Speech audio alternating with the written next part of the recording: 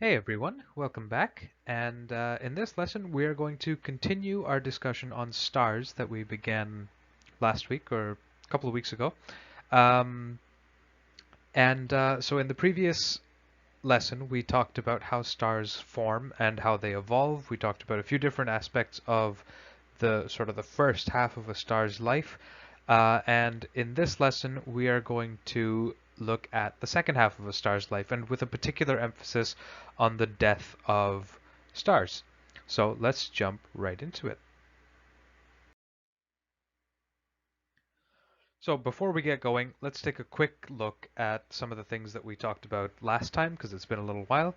Um, so we talked about how stars are born. We talked about how a cloud of gas and dust in space will collapse to form a little baby star that we call a protostar.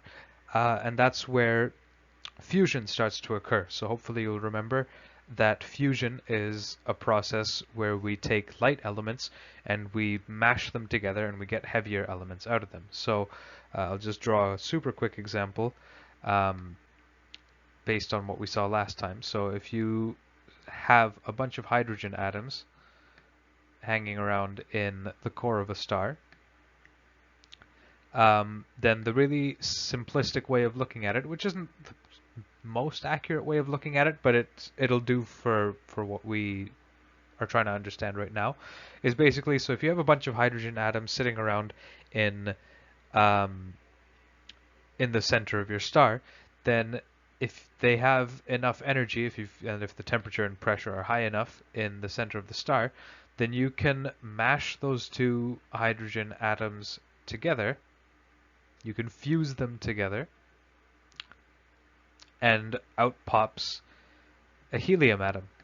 So it's a heavier element. A helium atom is it's got more stuff in it. So a hydrogen atom is a proton.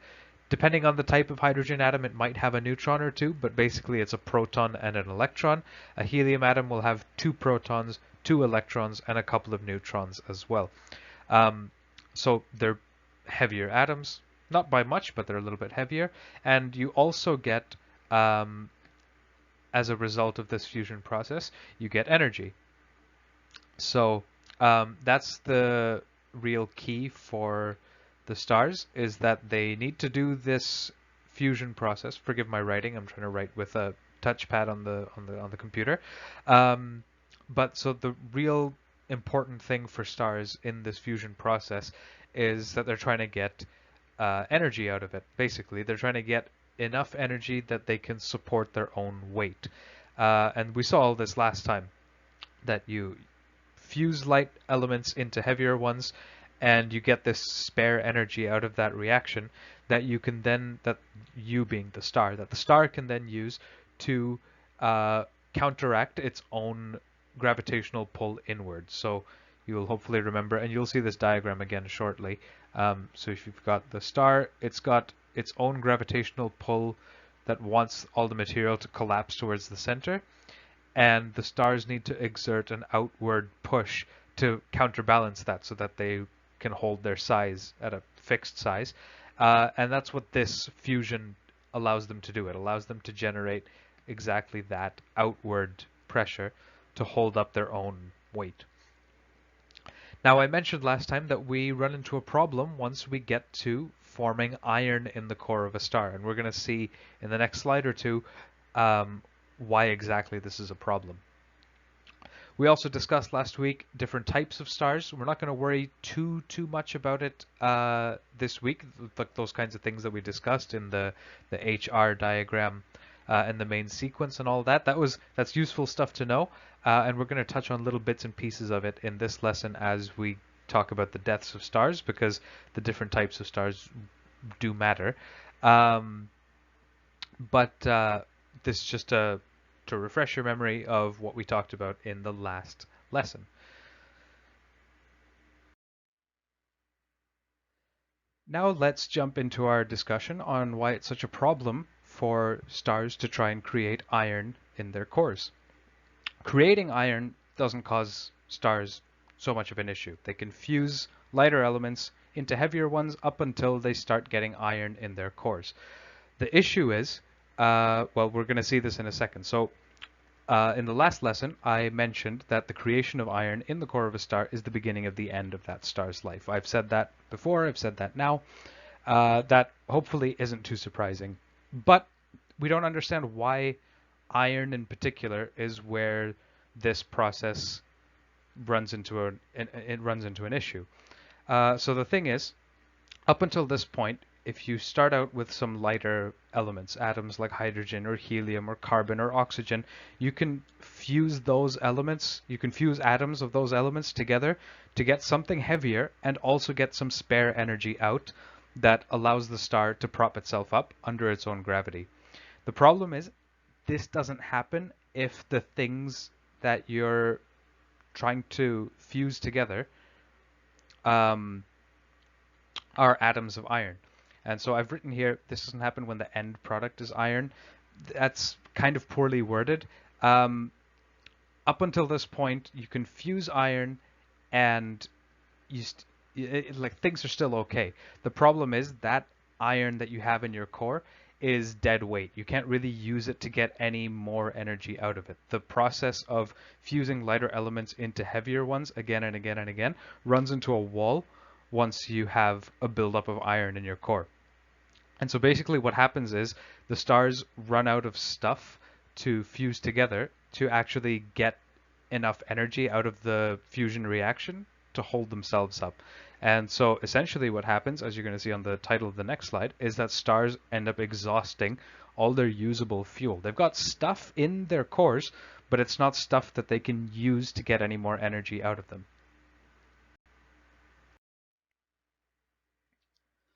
So, as we saw in the previous lesson, stars have to counterbalance their own gravity. This is a predicament that they're going to face for their entire lives, be it 10 billion years or 10 trillion years. They have to counterbalance their own gravity. Stars are heavy objects, and they need to do something to prevent themselves from just collapsing inwards to a point. And the way that stars have solved this is to fuse light elements into heavy ones, and you generate that outward pressure, as we saw a couple slides ago and last lesson, and that outward pressure is enough to support the weight of the star.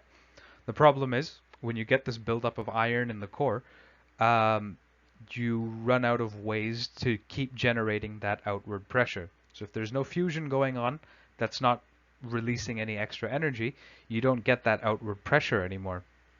And so what ends up happening is you're going to see a better version of this on the next slide. But if you've got that diagram again where we have the star and a gravitational pull inwards and a radiation pressure going outwards, basically what happens is you lose that radiation pressure. Once you get too much of this stuff that you can't use, this spent fuel, if you will, building up in the core, there's just not enough stuff left in the star to generate that outward pressure, and you end up with just all this material that wants to gravitationally attract into a tiny, tiny clump in the center, and you're running out of ways to stop that from happening. Now, I should note, just before we take off into the rest of this lesson, there are a bunch more details that we could go over during the life cycle of a star. I've kind of jumped over the middle section where stars go from being their regular main sequence selves and then they grow into these red giants or red supergiants.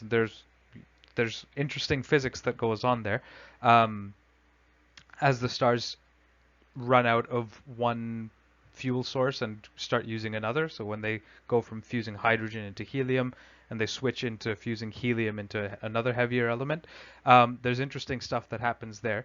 But the focus of this lesson, because I think it's incredibly interesting and very fitting given the timing of when this is being recorded, we're going to focus on what happens when a star dies and what you get out of it. So you should be aware that I've skimmed over some details in the middle of a star's life, but if you're interested in knowing more, leave a comment. We can talk about it more.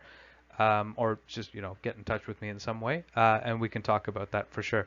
But in this lesson, we're going to kind of gloss over some of those details, and we're going to look at what happens once stars have run out of fuel. and what problems they run into after that. So this is that diagram that I was mentioning, as we saw in the last lesson and on a couple slides in this one already. You've got this model of a star where there's a constant inward gravitational pull. Gravitational pull. All the material wants to collapse inwards towards the center, and the stars obviously don't want to do that, so they generate this outward pressure to counterbalance that. And those two counteracting forces, they cancel each other out, and the star's size remains fixed, ignoring the part where the star grows in the second half of its life. But, from one day to the next, or one, millennium to the next, the star's size remains fixed because these two things cancel each other out. The gravity and the outward radiation pressure, they cancel each other out. What we're running into now with the buildup of iron in the core is you end up losing this outward pressure. And so basically, you just have this gravitational pull going on everywhere in the entire star at the same time, and you don't have enough ways to actually counteract it anymore. And so if you just, follow what all these arrows are telling you, basically what we would expect to happen at this point is all this material to start collapsing inwards towards the center, because you've lost that resistance that was stopping that collapse this whole time. You've lost it, and so now all that material starts to fall in towards the center.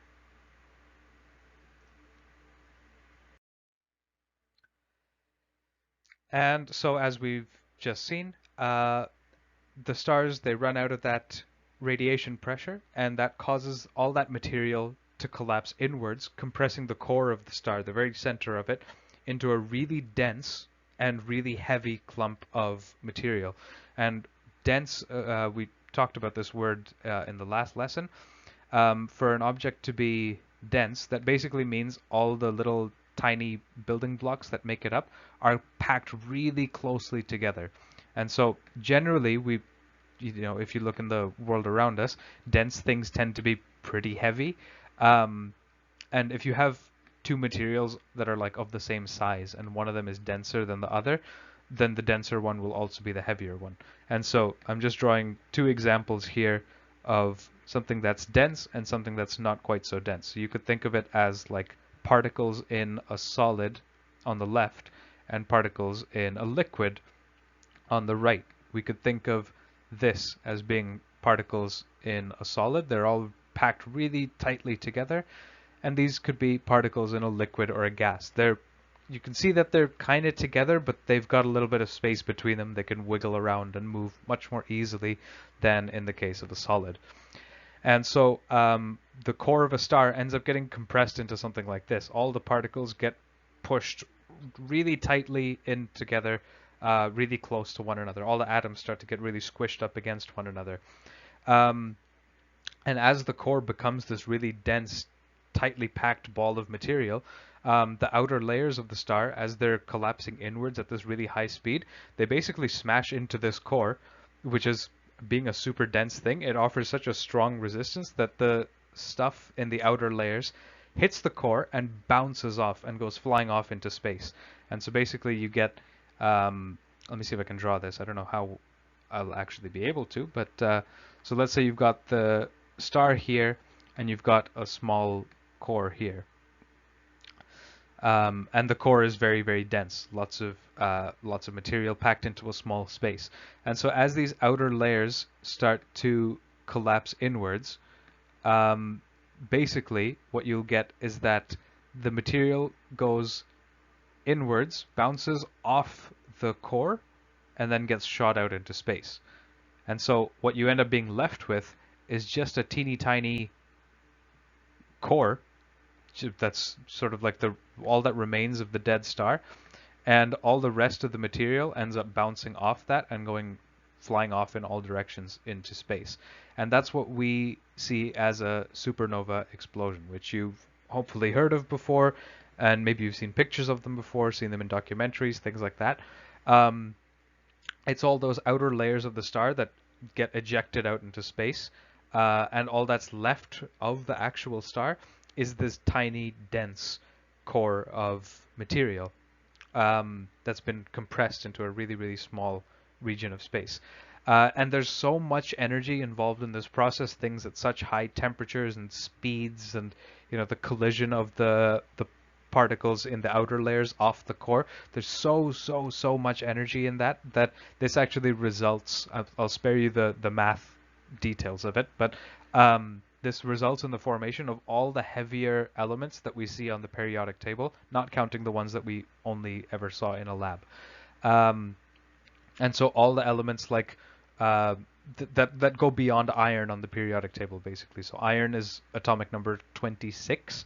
We've got 118 elements on the periodic table. Admittedly, like 30 of those are all just man-made ones, but elements like uranium, which has got an atomic number of 92, um, is formed in this time in a star's life. During the death of a star, there's so much energy that um, stars are now capable, just in these last moments, of fusing iron together and getting all sorts of crazy things out of it. You can fuse basically anything into anything else with all this energy, and you get such enormous atomic nuclei out of it. So for those of you that aren't quite so familiar with the chemistry of all of this, so a hydrogen atom has um, has one proton, maybe a neutron or two, and an electron. A uranium atom, which is something that you can get out of this process at the end of a star's life, has 92 protons and then over 100 neutrons and 92 electrons. So it's a gigantic clump of matter compared to a hydrogen atom. So, we start out with a universe that's full of hydrogen and helium, and it's just a proton, a neutron, a couple protons, a couple neutrons, to these gargantuan atomic nuclei that have hundreds of particles crammed into the center. And those are formed in the cores of stars, sometimes the cores of living stars for elements like carbon and oxygen, and sometimes as the stars are dying, they'll churn out these other elements that we end up finding in the world around us. So if you ever come across a heavy element that's naturally occurring, so something like gold or lead or uranium, hopefully you don't, just run into a big pile of uranium in the street. But if you run into any of those elements, those were at some point formed inside a star. So that's super cool. I've always found that super cool, and hopefully you do too. But we're actually not too interested in this lesson in all those elements that form. We could totally talk about that another time. What we're interested in is this clump of matter that's left over after the star collapses in on itself. So the clump of matter that's left over from the core of the star is called a stellar remnant. It's basically the star version of a zombie. It's whatever you get left over after the star dies. You could think of it as it's basically like the zombie version of a star, or the star version of a zombie. I don't know which of those is more appropriate. But anyway, there are three types of stellar remnants that you could get out of this death of a star, depending on the amount of stuff that was involved in the star's collapse. So basically, you'll get one kind of a stellar remnant, one kind of zombie star for really small, really light stars, and a different kind for really big, really heavy stars. So we're going to look at the three different kinds.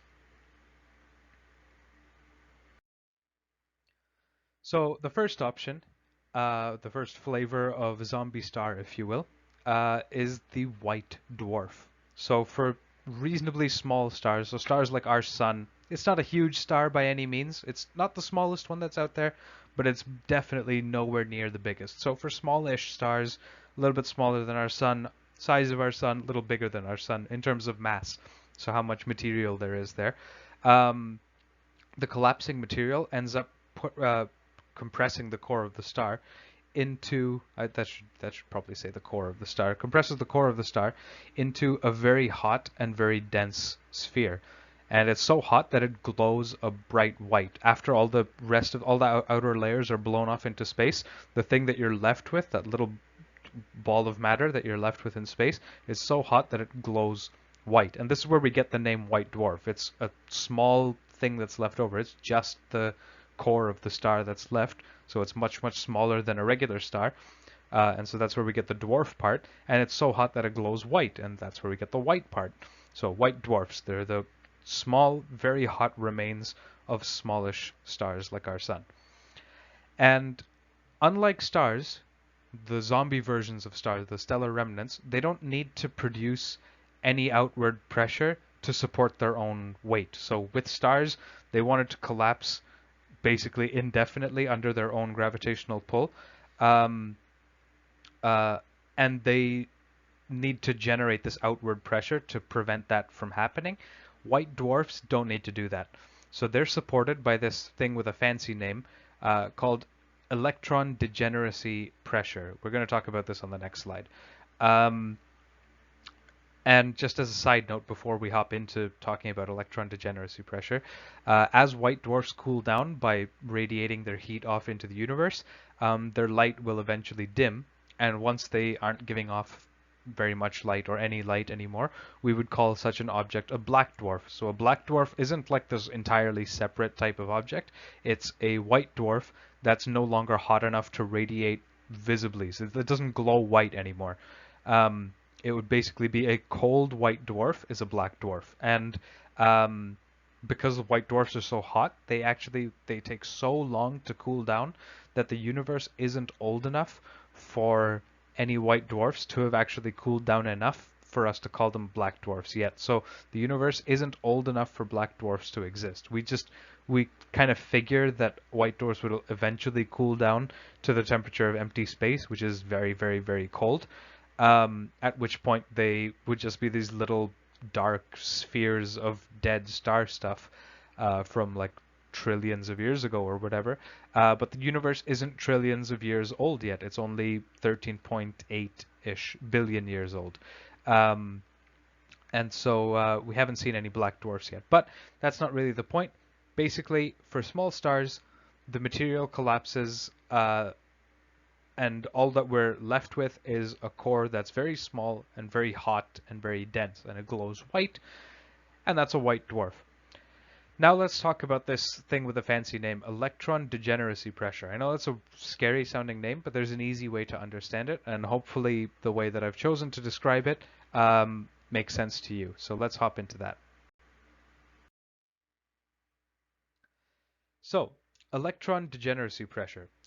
We can think of the electrons in atoms as little antisocial marbles. So now, they're not these like solid spheres like actual marbles, and they're not antisocial really, but we can think of them that way. I mean, as far as we know, electrons don't have social lives, but let's think of them as little antisocial marbles. So the idea is that that the electrons, they're happy as long as they've got some personal space. So if you've got an electron here, no problem. If you've got an electron over here, no problem. They're happy. No issues with this whatsoever. The problem comes when you try to push those electrons close to one another. They're not so happy about this. Electrons like to have their personal space. They don't want to be pushed close together. You can think of that sort of simply by the fact that they have the same charge, and we know that like charges repel. So the electrons, they don't want to be close to each other, but just even like kind of if you ignore the charge side of it, you can just think of it as the electrons want their personal space. And even more than not wanting to be close to one another, they definitely don't want to like overlap and share the same space in space with each other. This would make electrons very, very unhappy. They don't want to overlap like a Venn diagram, like what I'm trying to draw here. So we've got like two separate electrons, but they're overlapping, and they're not happy about it. Electrons really value their personal space, and they're not getting their personal space when a star is collapsing, right? There's all this material above them that's trying to press down, press down, press down, and trying to crush everything that's in the core of the star into as small a space as possible. And so what happens is the electrons that used to be like this, they end up getting pushed into a state that's kind of like this. They end up getting pushed closer together. This does not happen. They don't like to, they really, really don't like to overlap one another. But they will get pushed close together, and they're not happy with that. They need to put their foot down right here. Um, and so what happens is the electrons get so unhappy being this close to one another that they resist so fiercely that they actually generate their own sort of outward pressure. And that pressure for a small star, it's small enough to actually stop the collapse of the core from getting even smaller. So the core will, be a certain size, and as all this material is basically crushing it, you can think of that as being at the bottom of a pool. As you get deeper and deeper in a pool or in the ocean, the weight of the water above you starts to become more and more noticeable. So you could think of it as something like that as a star is collapsing, that the weight above it is above these electrons is getting so great that they get pushed so close to each other, to other electrons in other atoms. And they're really not happy about that. They really want to keep their personal space, so they push back so hard that they actually stop the core from getting any smaller. Because if they got any smaller, the electrons would have to completely give up their personal space, and they don't want to do that. So they argue so strongly with the star that the core actually stops collapsing. And that resistance that those electrons provide is enough to support the weight of whatever this compressed core of the star, whatever's left of it. So basically the white dwarf, right? After you blow off all the outer layers into space, you're left with a white dwarf and all these electrons that are pretty tightly packed inside. And so those electrons are so unhappy to be so close to one another that they push out with this pressure called electron degeneracy pressure, and that supports the weight of the white dwarf. So you could think of it sort of as like, that might be kind of difficult to visualize. So if you picture yourself as being, I don't know, let's say you're in a room with 20 other people, which in pandemic times and maybe slightly post-pandemic times might sound a little bit strange, but suppose you're in a room with 20 other people, and you don't mind, you're kind of mingling, you're chatting with one person, then you go and you walk over, you get a glass of a drink or something, and you go and you chat with somebody else. No problem. Now, suppose the room gets smaller, and you start getting kind of uncomfortably close with the people around you that you're like, you don't have room to kind of move around freely. You're just kind of in this cramped space. And this could even be people that you're friends with. It doesn't have to be people that you don't like. It could be people that you get along with well. But if you try to pack 20 people into a really, really tight space, eventually they start to be kind of uncomfortable. And if you keep making that room smaller, you're going to end up pushing against each other just so that you have enough space to physically stand there without them, like jabbing an elbow into your side or something, right? You're going to stick your own arm out to prevent them from doing that. So that's basically what these electrons are doing. They're basically holding each other at arm's length so that they have a little bit of breathing room. And that resistance that they exert on each other stops the collapse of the core. So you could think of it as if you're in a room and the walls are closing in, and you've got 20 people inside. If all of you are so insistent on keeping your personal space that you push on everybody else around you, you could think of this electron degeneracy pressure as being so strong that you pushing against the other people in this room actually stops the walls from closing in any further. That's basically what's happening in the case of the core of a star and these really antisocial electrons. So hopefully that analogy kind of makes sense somewhere along the way. It's not the easiest of topics to explain in a way that you guys will understand without me being able to, see your faces in real time to get whether you're understanding it or not. But hopefully that makes sense. And if not, please do let me know and we can talk about it in more detail. So that covers white dwarfs and the force that keeps them from collapsing into anything smaller. Now, what happens if the star that was collapsing is bigger?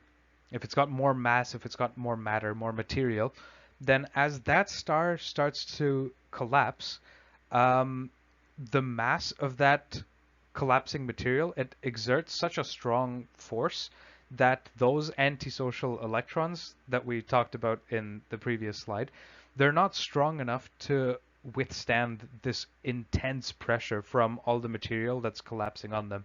So if maybe you had a star that was, you know, this big collapsing inwards, towards the center, maybe an electron can handle that. Maybe an electron, or maybe the bunch of electrons in the center can deal with um, that much matter collapsing inwards, and eventually they'll be able to put a stop to it by just kind of pushing against each other.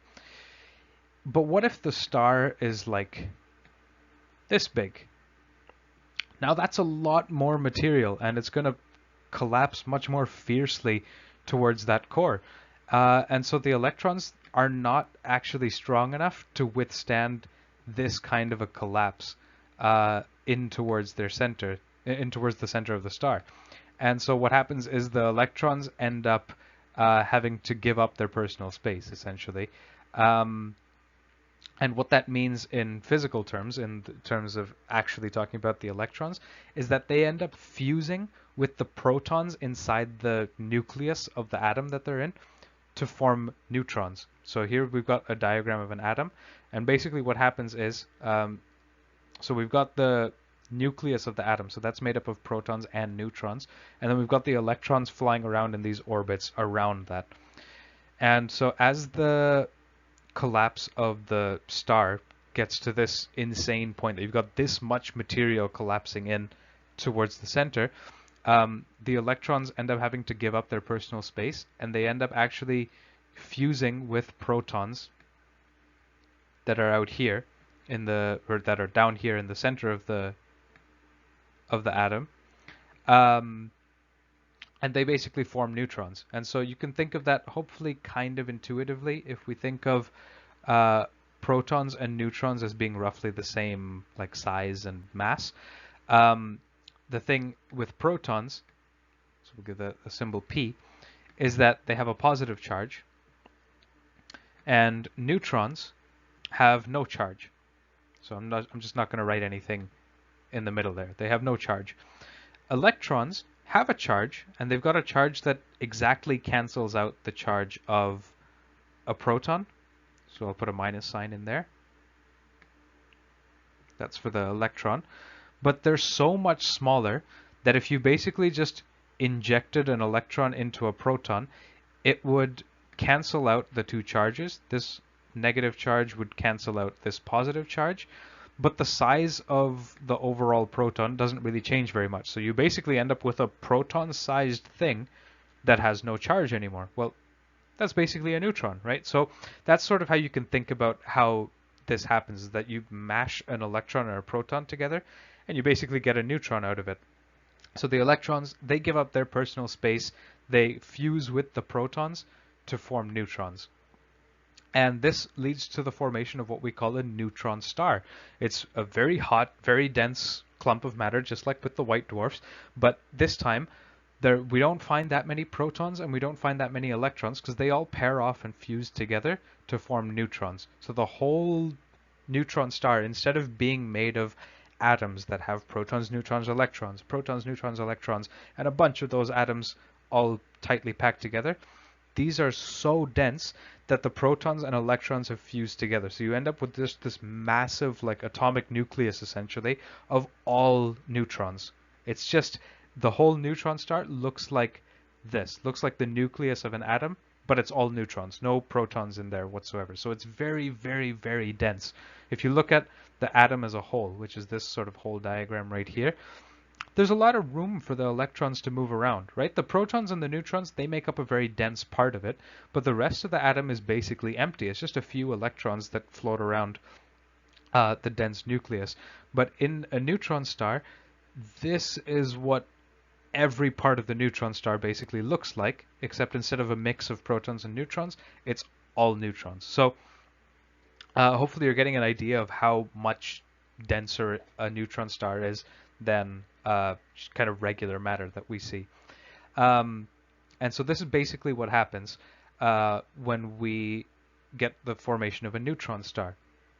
Now, a reasonable question then is what holds up a neutron star? Because we just found out that the electrons are forced to give up their personal space. That's the analogy version of saying that the electron degeneracy pressure is too weak to stop the material from collapsing into an even smaller space.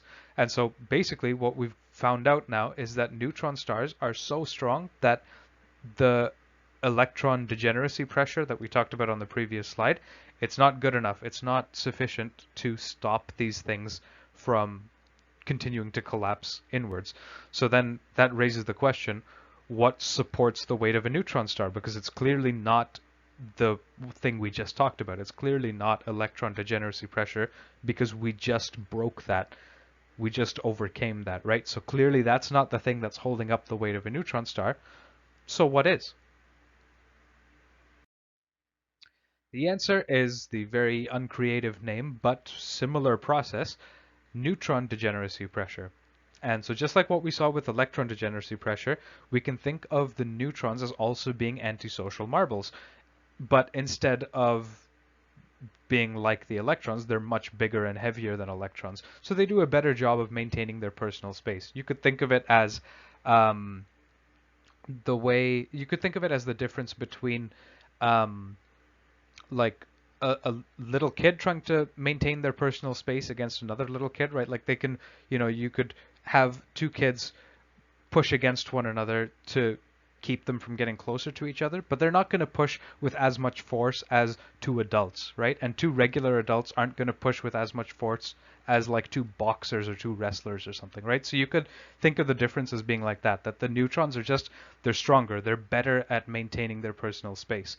And so the translation of this is basically that even though electron degeneracy pressure is too weak, and this insane amount of material in a medium-sized star is enough to overcome electron degeneracy pressure, it's not enough to overcome neutron degeneracy pressure, which is stronger.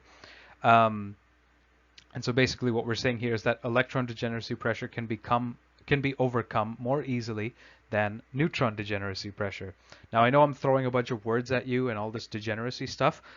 I hope it's not too confusing. Don't get too lost in the names. Just try to understand the ideas. Because the idea between these two is totally the same thing. Electron degeneracy pressure and neutron degeneracy pressure, they've got the same ideas. The neutrons also don't want to overlap one another. So you could start with basically the same diagram I drew last time. The neutrons, they're happy if they've got a little bit of personal space. And just for comparison, I'm going to draw in the electrons as well. Let's say, we've got electrons here that aren't happy with the amount of personal space they've got.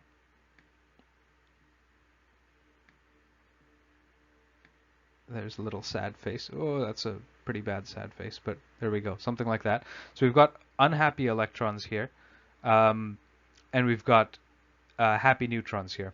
So the unhappy electrons, they're trying to exert this electron degeneracy pressure, but the poor things, the sheer force of the weight above them is so strong that the electrons are overcome. And so I'm just going to draw two little like dead electrons right here. So the electrons are overcome. They lose that battle of trying to stop the collapse of the star. So no more electron degeneracy pressure because the electrons have been overcome. They've fused with the protons. That's it. They've lost their personal space. But the neutrons, they're much bigger. And so at this point, once the neutrons get so close that they're unhappy, so here we've got our unhappy neutrons, at this point, they exert their own outward pressure. That's like if you're in a crowded room of 20 people. So if in the case of electron degeneracy pressure, if it was you and your classmates and you're in a room of walls that are closing in and there's you and 20 other people, 20 other students, and you're all you start to push against each other just so that you have a little bit of breathing room for yourself. That's electron degeneracy pressure. For neutron degeneracy pressure, you've still got 20 people in a room, but they're all like bodybuilders. They're all like Dwayne The Rock Johnson pushing against other Dwayne The Rock Johnsons to um, to maintain their personal space. So obviously, The Rock is going to be stronger than you, and so he's able to exert a much stronger force. So even though you would be overcome by those walls that are closing inwards, a bodybuilder wouldn't, a boxer wouldn't, a wrestler wouldn't. And so the neutrons are like the wrestlers here. They're able to hold out and push against that collapse of the material, even though something smaller like the electrons wouldn't be able to. And so in exactly the same way as the electron degeneracy pressure stops the collapse of the star, neutron degeneracy pressure does that, but only after the electron degeneracy pressure has been overcome. So after the electrons' personal space has already been lost, they've already given up and merged with the protons. Now the neutrons do a much better job of saying, no, you can't collapse any further. We don't want to get any closer to one another, and we definitely don't want to overlap with one another. So the neutrons stand their ground, and they end up supporting the weight of the neutron star. So it's a small object, it's a dense object, it's very hot, and because it's so dense, it's got an insane gravitational pull as well. It still wants to collapse inwards, but the neutrons generate this degeneracy pressure, this outward pressure that supports the weight of the neutron star. So the neutron star doesn't need to like fuse anything. This just is a natural property of the neutrons that if you push them too close together, they fight back. And they just don't want to get any closer. So the neutron star doesn't need to actively fuse things together. This just happens. Once you get to a certain size, the very things that material is made out of starts to say, nope, not anymore. I'm not going to collapse any further inwards. I don't care what you're asking. And that's where you get a neutron star. So hopefully this makes sense so far. We've talked about white dwarfs and how they're held up by electron degeneracy pressure. And we've talked about neutron stars, and they're held up by neutron degeneracy pressure. Now, this lesson is 42 minutes long, and I kind of anticipated this. So I'm going to introduce option 3, and then we're going to call it a day, and we're going to resume that in the next class because it deserves a video of its own. Option 3, black holes. By far the coolest things in the universe. So we're just going to briefly introduce this here, and then we'll call it a day because I've thrown a bunch of words at you, a bunch of ideas at you that maybe you haven't seen before. So I want to give you some time to digest that, and then next class we'll talk about all the insanely weird things that black holes do. So we talked about how for smallish stars, electron degeneracy pressure is enough to kind of prop them up. If you get to like a medium-sized star, that's not good enough anymore, and you need neutron degeneracy pressure to hold them up. It's a stronger outward push. The problem is, what if you add more material to that star and you get this really, really big gargantuan star that then tries to collapse? Well, if that kind of a star tries to collapse, it'll overcome the electron degeneracy pressure. So you're not going to get a white dwarf. And then it'll overcome the neutron degeneracy pressure. So it's not going to be a neutron star.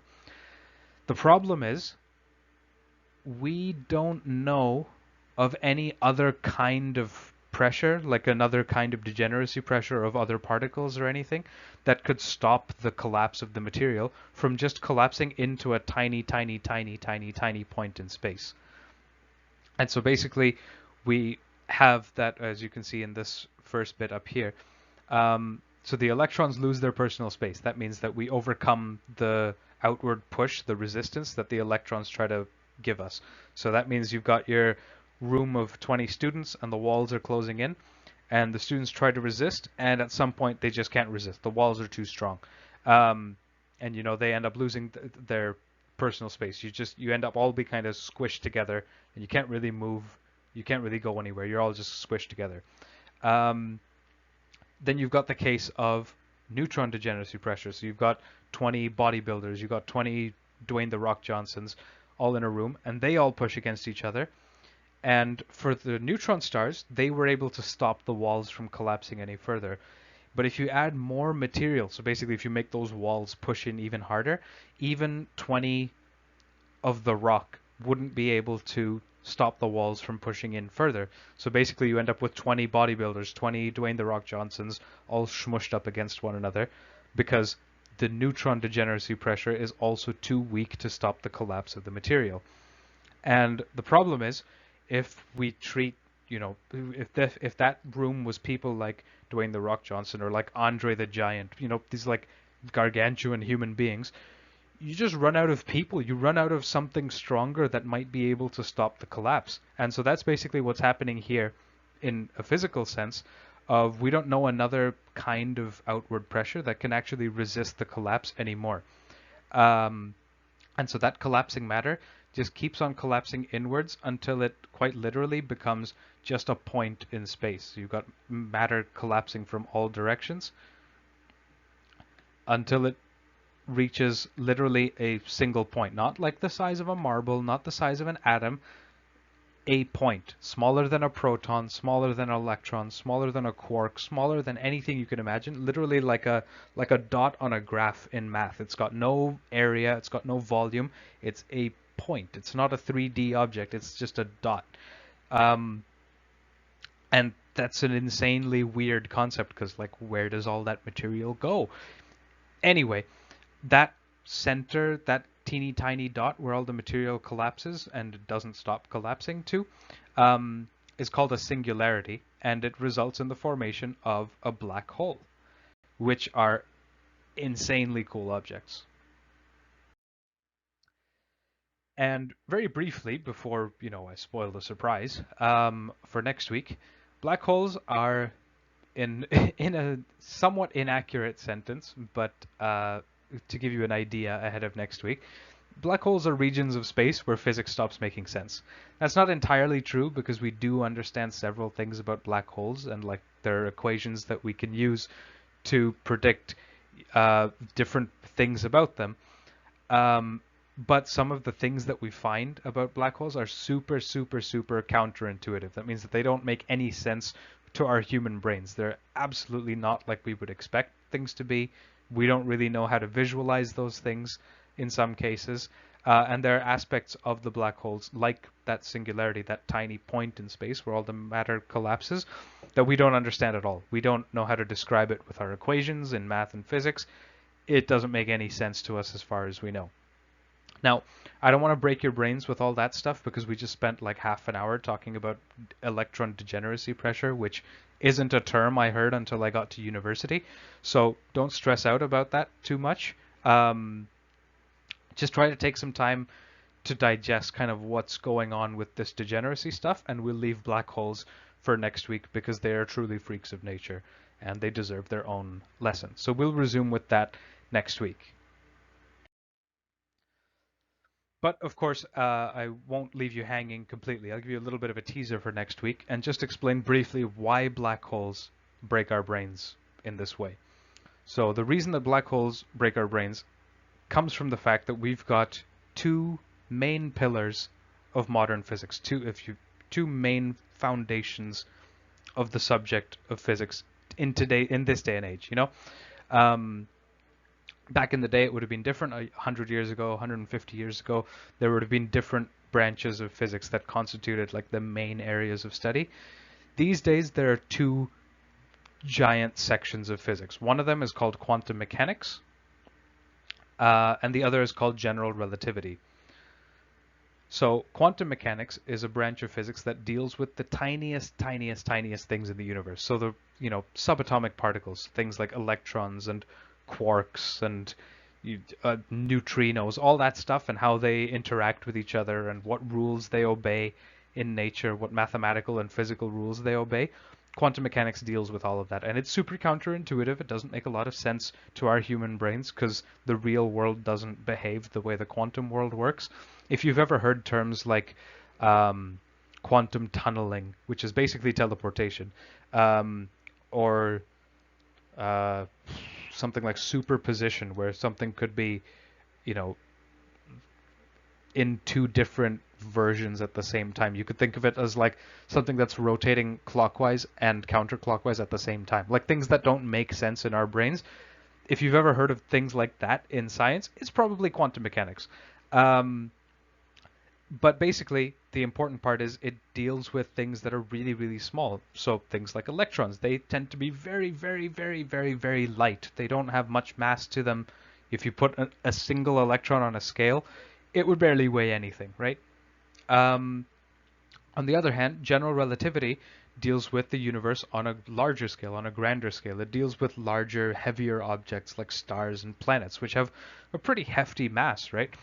And it describes how they interact gravitationally with one another. Specifically, general relativity is our now best theory of gravity, our best description of gravity thus far, up until now. It's not a perfect theory, it's not complete, but out of the things that it has predicted, it's exceptionally good at matching what we see in nature. And so is quantum mechanics. Both of these theories are amazingly, amazingly successful. They're two of the most robust things that we've ever come up with in science in terms of how well they agree with what we see in nature. The predictions that, if you churn through a calculation in quantum mechanics with math on a piece of paper, the answer that you get out of that matches so, so well with what we see in nature. That means that the theory is doing a good job. And every time that we test quantum mechanics or general relativity, we seem to be finding that it's predicting what we see in nature very, very, very well. They're both very successful theories. The problem is that they don't play nice together. They don't agree with each other. If you try to use both quantum mechanics and general relativity at the same time, they give you answers that don't make any sense. They give you answers that aren't useful to you for the calculation that you're trying to do. You get, like, instead of something being like 0% likely to happen or 100% likely to happen, you get things that are like infinite percent likely to happen, which just doesn't make any sense. You can't talk about a likelihood of something, a probability of something being smaller than 0 or bigger than 100%. And it's not even like it's saying it's 101%. No, it's saying it's in infinity. It's infinite percent likely. Like, it just doesn't make any sense whatsoever. You try to mash the two theories together and all the math breaks down.